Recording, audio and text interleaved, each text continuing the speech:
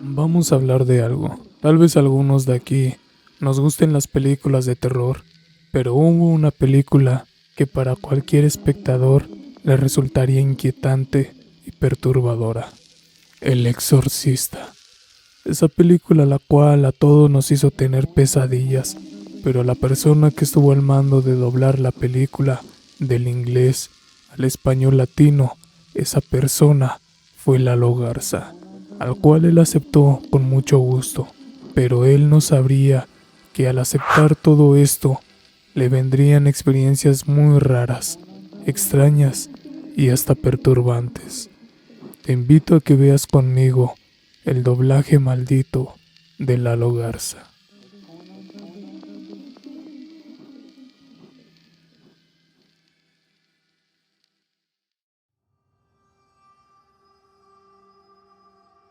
Lalo aceptaría con mucho gusto y entusiasmo, pero poco a poco él mismo se daría cuenta que esta película le regalaría momentos sumamente perturbantes para su vida. Lalo comenta que al principio, antes de dirigir o empezar a doblar la película, a ellos les entregaban un VHS para las videocassettes. Él como director tenía que ver la película completa y analizarla para que él pudiera hacer su trabajo de manera más eficaz.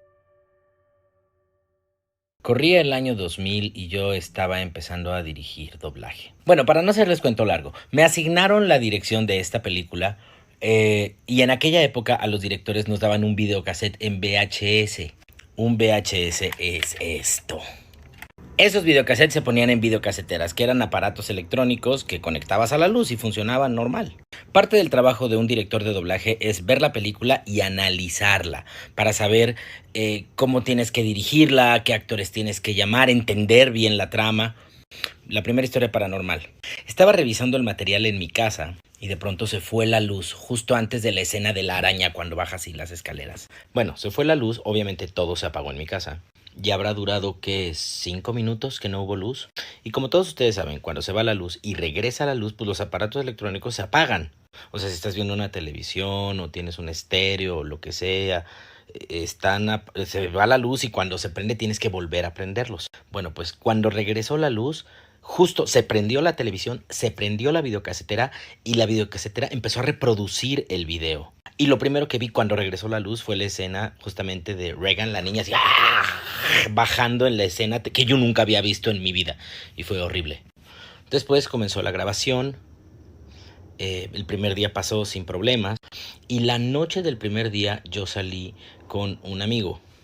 En una noche se me reventaron 3 neumáticos. Uno de ellos con el coche detenido.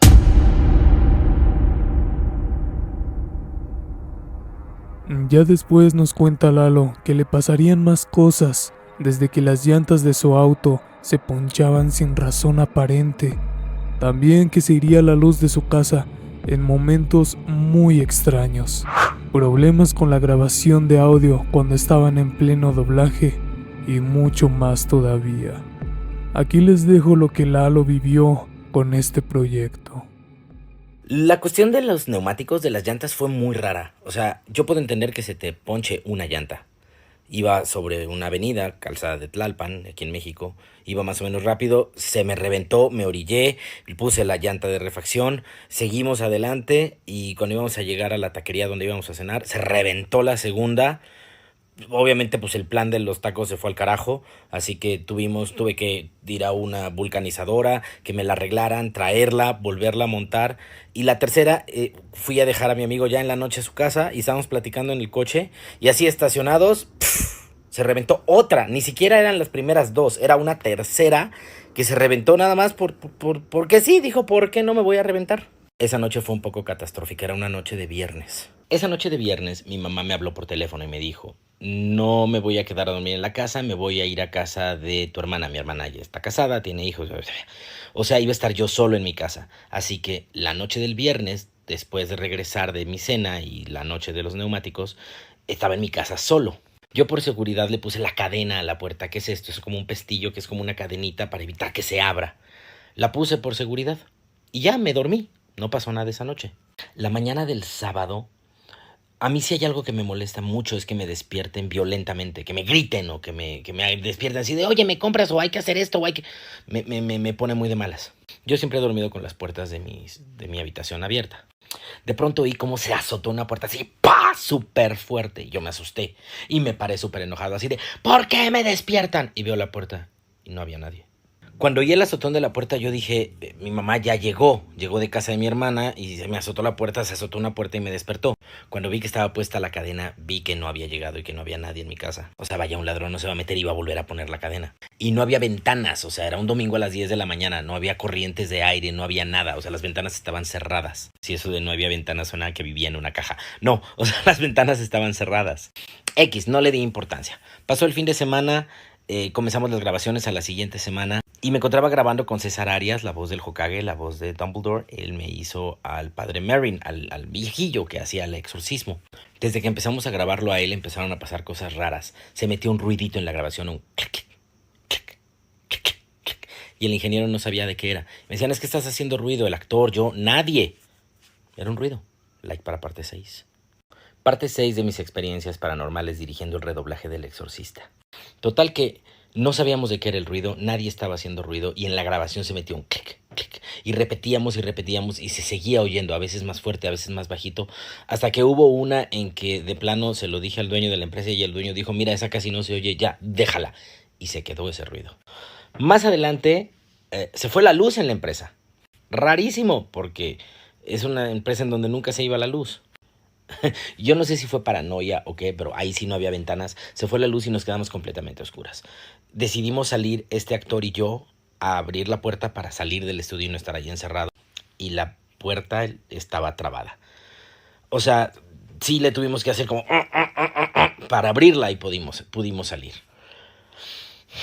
Se tardó la luz como media hora en regresar, ya eran como las 8 de la noche y viene algo bien feo.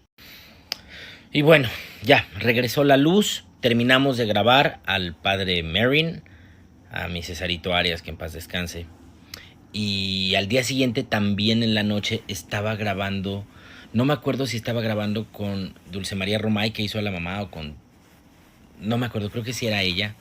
También en la tarde, y ya era el último día de grabación, y en algún momento la máquina que grababa se trabó.